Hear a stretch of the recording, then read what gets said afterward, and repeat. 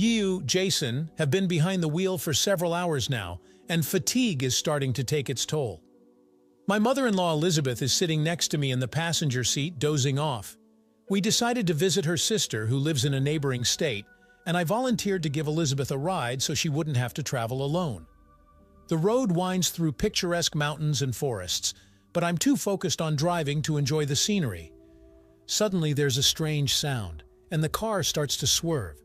Damn, looks like we have a flat tire.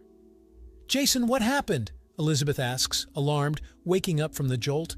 Don't worry, Elizabeth, I think we have a puncture. I'll stop and check it out. I carefully slow down and pull over to the side of the road.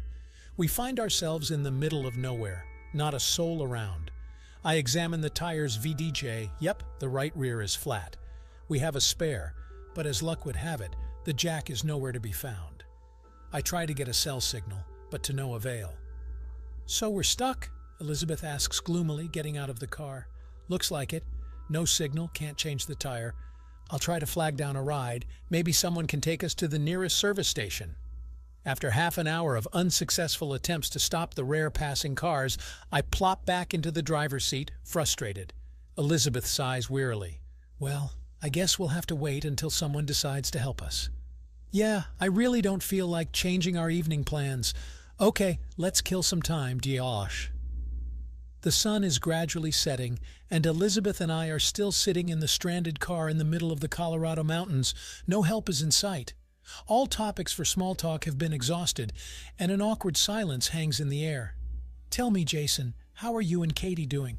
Elizabeth suddenly asks. I hope you're taking good care of my little girl.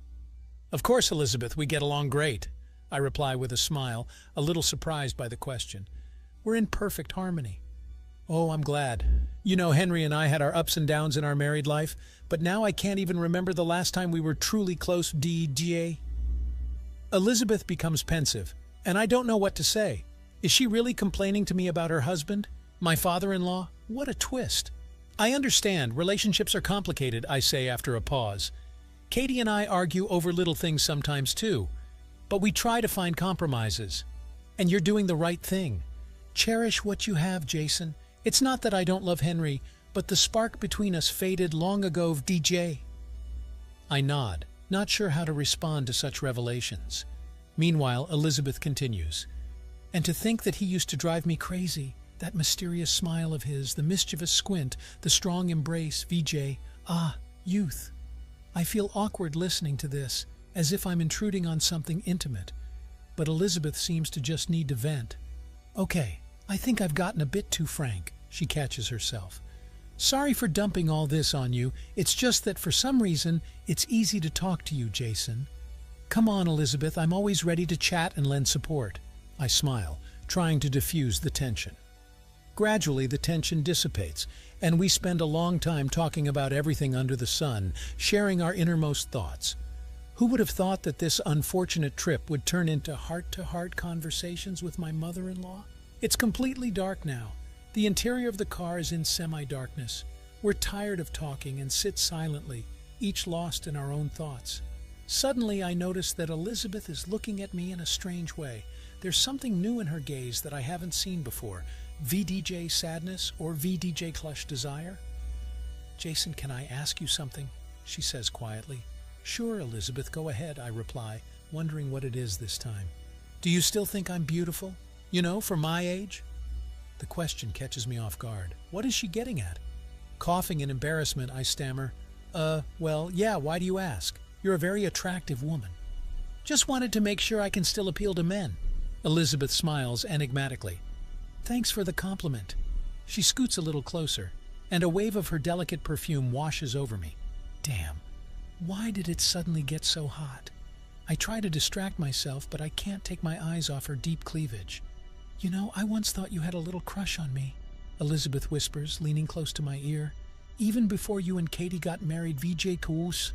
My hair stands on end. What is she saying? Yes, I admit, at first I found Elizabeth attractive, but she's my wife's mother. Elizabeth, I think we'd better change the subject, I manage, feeling the blood rush to my face. Why? Aren't you curious what would have happened if VDA? I don't let her finish. I don't know what came over me, but I press my lips to Elizabeth's in a passionate kiss. She freezes for a moment, but immediately responds with fervent ardor. Consciousness drifts away, reason shuts down, leaving only primal instincts. EJ lulls, clothes fly to the floor, revealing heated bodies. We entwine in a mad dance of passion right there, in the cramped interior of the car, stranded in the middle of the mountains. It's so wrong, but it feels so damn good. Only after some time, when lust gives way to sated satisfaction, do I begin to realize the full horror of what has happened. God, what have we done? We're relatives, members of the same family. How could I sink so low as to sleep with my own mother-in-law? Judging by the shocked expression on Elizabeth's face, she's tormented by the same thoughts. This madness needs to stop immediately and never be repeated. Jason, we shouldn't have done that, Elizabeth whispers, hastily putting her clothes back on. God, what's going to happen now? Calm down, Elizabeth, let's not panic. I'm ready to die of shame myself, but I try to keep my composure. We'll just pretend nothing happened. Easier said than done, but how can we look Henry and Katie in the eye? We've betrayed them. I know it's terrible, but what else can we do? We can't confess everything. It will destroy our family. Elizabeth nods convulsively, tears streaming down her cheeks. It pains me to see her like this, but I understand that I must be strong for both of us. Listen, what happened between us was a monstrous mistake, a momentary lapse of reason, nothing more. We just need to forget about it and move on. You're right, Jason. Let's pretend this night never happened, for the sake of preserving our family. We seal our agreement with a long look full of bitterness and regret. We vow never ever to reveal our shameful secret. No matter what happens, we will take this sin to our graves.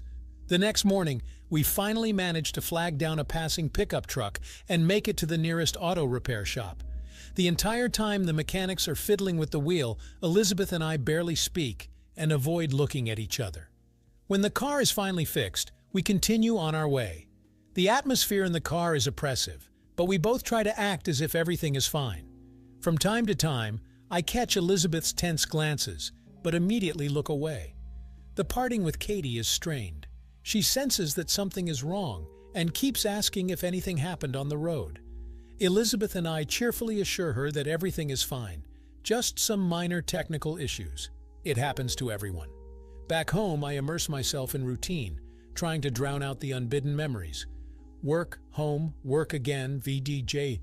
Only sometimes, on dark, lonely nights, echoes of the forbidden pleasure overtake me, making me wake up in a cold sweat. My family life with Katie goes on as usual, but something changes imperceptibly. Now, every time I make love to my wife, I can't shake off thoughts of Elizabeth. Her soft skin, passionate kisses, ardent embraces. I hate myself for being spineless, but I can't help it. That fateful night in the Colorado mountains poisoned my soul with the sweet venom of sinful passion. I continue to live as usual, keeping the shameful secret, but I know that nothing will ever be the same. Elizabeth tries not to cross paths with me unnecessarily, but when it does happen, the exchange of meaningful, heavy glances speaks louder than words. We are forever bound by the invisible ties of sin. All that remains is to pray that the truth doesn't come out. Gritting my teeth, I carry my cross onward, keeping silent. After all, everyone has skeletons in their closet, right? And mine will now forever smolder in the far dark corner, reminding me of past mistakes. But life, no matter what, goes on. Did you like this story? Let us know in the comments what you liked. Subscribe to our storytelling podcast.